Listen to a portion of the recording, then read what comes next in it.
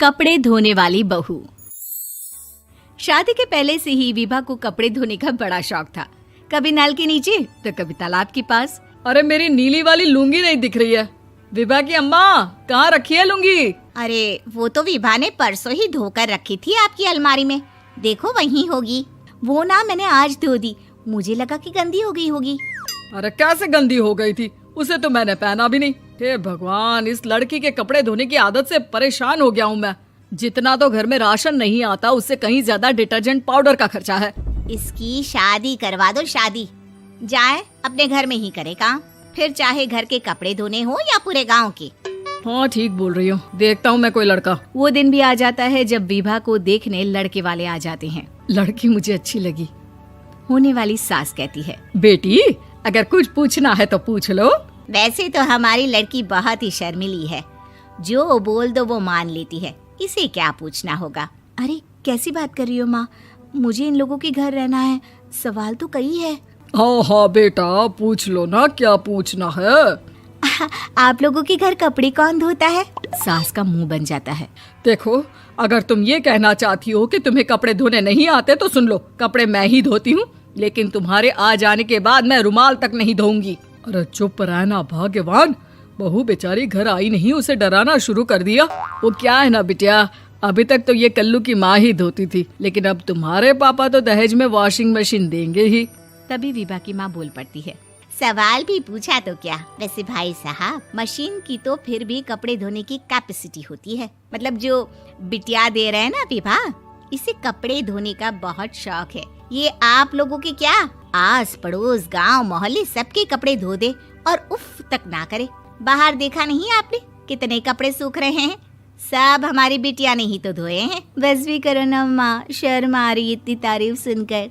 और तो और एक दाग निकाल कर दिखाओ तो मान जाऊं। हाँ अच्छा, माफ करना बेटा, मैंने गलत समझा।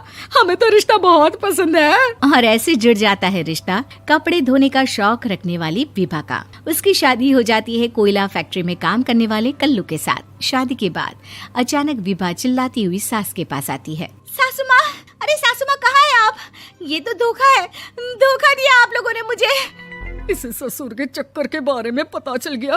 अरे तो उसमें तुझे क्यों धोखा मिला है? अरे नल में पानी नहीं आता, कपड़े कैसे कब धुलेंगे?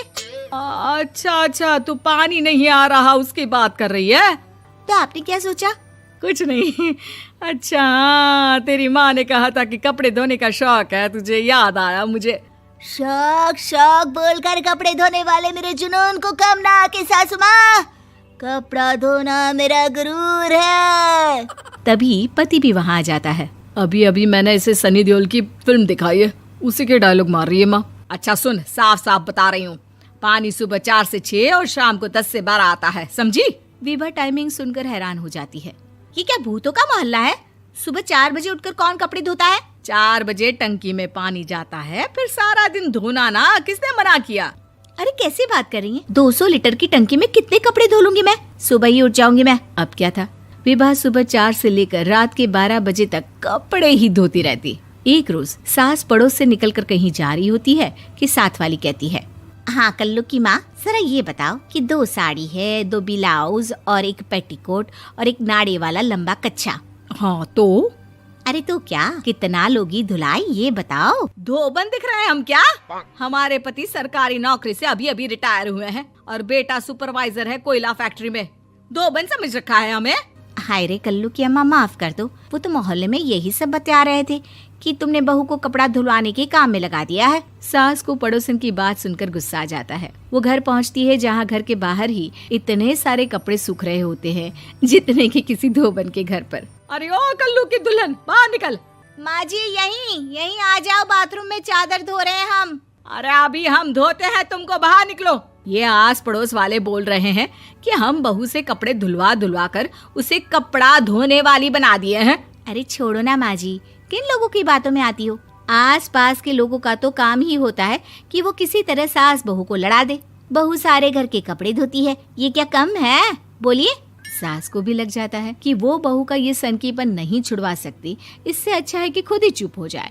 एक रोज सास और बहू मंदिर जाते हैं, जहाँ सास की साड़ी वहाँ खड़ी भीख मांगने वाली से मिलती है। माँ जी क्या बात है, आपकी साड़ी उस भिखारन से कितनी मिल रही है ना? हाँ हाँ देखो तो, दोनों की साड़ी मिल रही है। क्या बात है कल्लू की अम्मा, तुम खुद को तो अफसर की बीवी बताती हो और ऐसी सिंपल सी प्लेन साड़ी पहनकर घूमती हो। सिंपल और प्लेन नहीं है ये साड़ी। तो क्या सोने के धागे से फूल बने हैं? कुछ भी सासू माँ, कुछ भी। हाँ बने थे इस साड़ी में सोने के धागे से फूल। मेरे पति लेकर आए थे मद्रास से स्पेशली मेरे लिए 10,000 की। ताहे भाई साहब इस भिखारन के लिए भी सेम टू सेम साड़ी लेकर आए होंगे 10,000 की। सास उस वक्त तो कुछ नहीं कहती, लेकिन बहू के साथ घर आती है और अलमारी से एल्बम निकाल कर लाती है। ये साड़ी देख रही है, ये वही साड़ी है जिसे मैंने अभी पहना था। इस साड़ी में ये जो चमकदार फूल दिख रहे हैं ना, ये सोने के धागों से काढ़े गए हैं। लेकिन तू लोकल वॉशिंग मशीन ब्रश से घिस घिस कर सारे फूलों को निकाल कर साड़ी प्लेन कर दी। मुझे माफ कर दीजिए सासू माँ। और तो और, जब मैंने तुझे तेरी गलती के लिए कुछ नहीं कहा, लेकिन तूने तो सबके सामने मेरा मजाक ही बना दिया। क्यों? बहू को समझ में आ जाता है कि अब से उसका कपड़े धोना बंद।